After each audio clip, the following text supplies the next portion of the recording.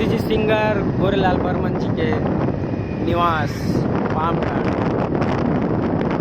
मैं आपको दिखाता हूँ।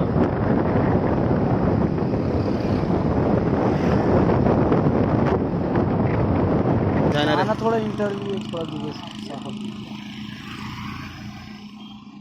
चला जाओ चल घर जाओ रे।